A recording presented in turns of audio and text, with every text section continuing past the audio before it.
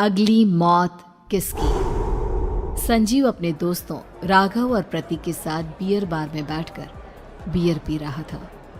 संजीव आज बहुत खुश लग रहा था। अरे यार, आज की पार्टी में तो मजा आ गया। तुम दोनों दोस्तों के साथ तो मेरी जिंदगी इतनी अच्छी है कि क्या बताओ कितनी अच्छी है। अरे भाई, अब दोस्ती की है तो जीना मरना सब साथ में। हाँ अरे यार सुनो, जल्दी से एक बियर और ऑर्डर करते हैं ना, एक आखिरी, और उसके बाद ये जश्न यहीं खत्म हो जाएगा। अरे हाँ, क्यों नहीं। वेटर, जल्दी से 2 बियर की बोतल लेकर आओ। आज मेरे दोस्तों को जश्न मनाना है, क्यों? इतने में वहां पर एक बहुत सुंदर लड़की छोटे छोटे कपड़े पहनकर हाथ में बियर की बोतल लेकर उसके पास आती है। ये लीजिए, आपने बियर ऑर्डर की थी ना, मैं लेकर आ गई। क्या बात है यार, इस बार की वेटर तो बड़ी सुंदर है। अब बियर लेकर आई हो तो अपने हाथों से ही पिला दो ना। हाँ, क्यों नहीं, जैसा आप बोलोगे मैं वैसा ही करूँगी।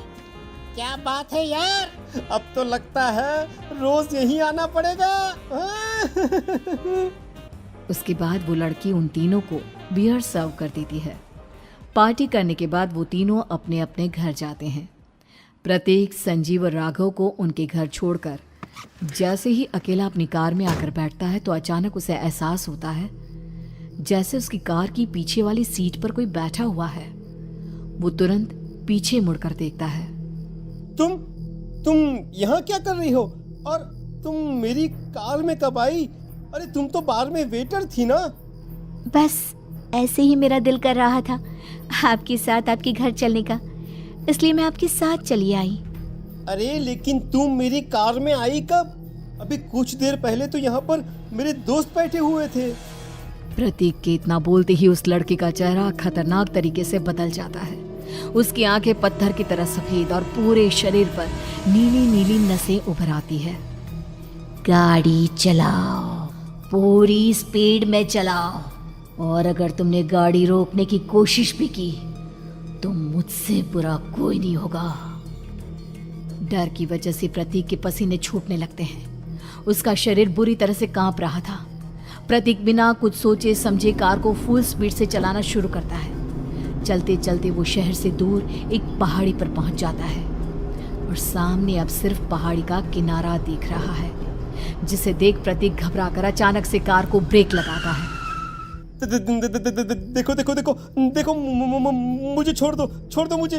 अगर मैंने गाड़ी जरा सी भी आगे बढ़ाई तो हम दोनों नीचे गिरकर मर जाएंगे। ये तो तुम्हें पहले सोचना चाहिए था ना।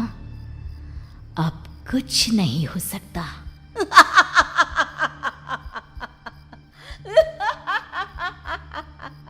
छोड़ दो मुझे। नहीं, प्लीज मुझे छोड़ दो। प्लीज मुझे जाने दो। छोड़ दो मुझे। गाड़ी आगे बढ़ाओ। और तभी अचानक से बिना प्रतीक के स्टार्ट किए उनकी कार आगे बढ़ती है और गहरी खाई में गिर जाती है। उसके चीखने की आवाजें चारों तरफ सुनाई देती है।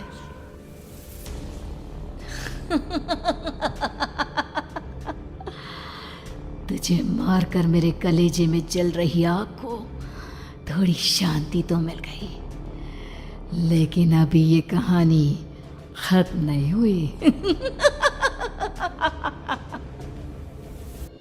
और फिर अगले दिन राघव और संजीव को पता चलता है कि प्रतीक की पहाड़ी से नीचे गिरकर मौत हो गई। अरे कल रात की तो बात है यार, हम सब बैठकर पार्टी कर रहे थे, लेकिन मेरी एक बात समझ में नहीं आ रही। राघव शहर से इतना बाहर उस पहाड़ी पर इतनी रात को क्या करने गया था? अरे यार, वही सोचकर तो मैं भी परेशान हूँ। हम दोनों को छोड़ने के बाद तो वो सीधा अपने घर जाने वाला था, और वो आत्महत्या क्यों करेगा भाई? कल रात तक वो कितना खुश था, हमारे साथ सेलिब्रेट कर रहा था। हाँ, लेकिन पुलिस ने तो यही कहा है कि प्रतीक ने अपनी कार को जानबूझकर पहाड़ी से नीचे गिरा दिया और आत्महत्या कर ली। अरे यार संजीव, मेरी तो कुछ भी समझ में नहीं आ रहा है। चल ठीक है, अब मैं अपने घर जाता हूँ। Okay bye. राघव अपने घर में अकेला था। दोपहर का वक्त था। तभी दरवाजे की घंटी बजी। कौन है? अरे 1 मिनट रुको, अभी आता हूँ। राघव ने जैसे ही दरवाजा खोला उसने देखा कि सामने एक बहुत खूबसूरत लड़की खड़ी हुई है। कौन है आप और यहाँ किससे मिलने आई हैं? देखिए ना, बाहर बारिश शुरू हो गई थी, मेरी गाड़ी खराब हो गई है। आपका घर नजर आया तो सोचा कुछ हेल्प ले लेती हूँ। क्यों नहीं, आइए ना, आइए आइए। मेरे कपड़े पूरे भीग चुके हैं, क्या आपके पास टॉवल मिलेगा प्लीज?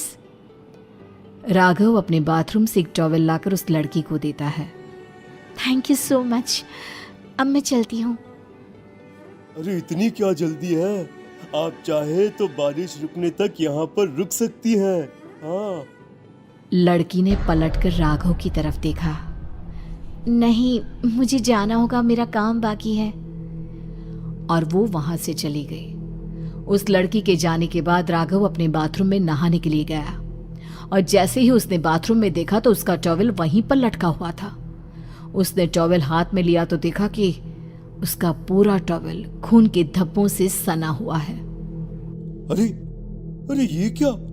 ये टॉवल तो मैंने उस लड़की को दे दिया था। ये वापस मेरे बाथरूम में कैसे आ गया? और इस पर ये खून के धब्बे कहां से आ गए? राघव ने आईने में देखा तो उसकी गर्दन पर एक बड़ा सा चाकू का कट लगा हुआ था जिससे खून बह रहा था, जिसे देख राघव के होश उड़ गए। हाँ, अरे ये क्या? मेरी गर्दन इतनी ज्यादा कटी हुई है और मुझे दर्द भी नहीं हो रहा है। ये क्या हो रहा है मेरे साथ?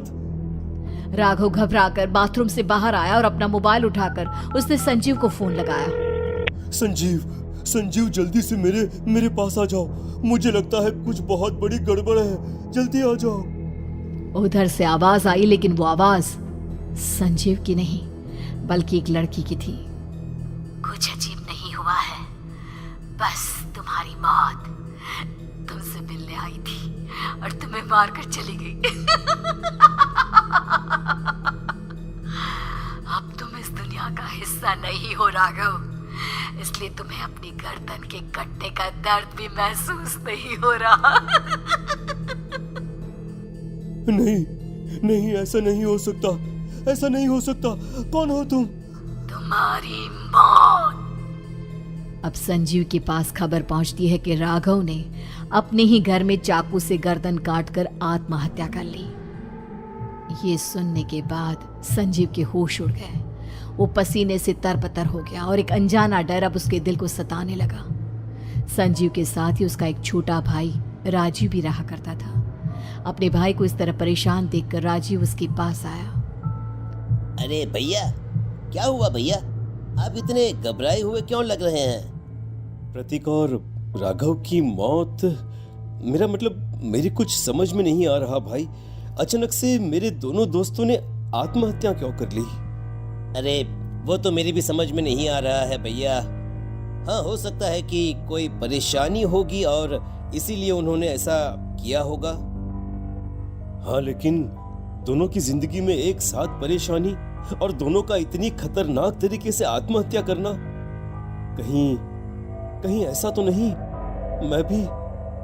मैं भी मर जाऊंगा? अरे आप ऐसी बातें क्यों कर रहे हैं भैया? वैसे ही मैं इतना परेशान हूँ। जब से अंजलि ने मेरा साथ छोड़ा है तब से सब कुछ बहुत अजीब सा हो गया है। रोज रात को डरावने सपने आते हैं। ऐसा लगता है जैसे अंजलि बार बार मेरे सपनों में आकर मुझे डराने की कोशिश करती है। अंजलि का नाम सुनते ही संजीव की आंखें फट गई और उसके गले में आवाज अटक गई। उसके चेहरे पर घबराहट साफ नजर आ रही थी। कौन थी वो लड़की जिसने प्रतीक और राघव को आत्महत्या की आड़ में मौत के घाट उतार दिया? और कौन थी अंजलि जो बार बार राजीव के सपनों में आकर उसे डरा रही थी? अंजलि का नाम सुनकर संजीव इतना घबरा क्यों गया? इन सवालों के जवाब जानने के लिए देखिए इस खतरनाक कहानी का अगला भाग। दोस्तों, यहाँ हम आपके साथ बहुत सारे हिंदी स्टोरी साझा करेंगे, जैसे प्रेरक कहानियां, अकबर बीरबल की कहानी, नैतिक कहानियां, मजेदार कॉमेडी कहानियां, प्रेरक शैक्षिक कहानियां, तेनाली रामन की कहानियां, पंचतंत्र की कहानी, लोक कथाएं, किस्से कहानियां, कथाएं, पशु, सफलता, जीवन लघु कथा, अद्भुत और अनोखी कहानियां आदि। और हां, अपने स्टोरी बुक डिजिटल चैनल को सब्सक्राइब करें, साथ में लाइक कमेंट्स करें। धन्यवाद।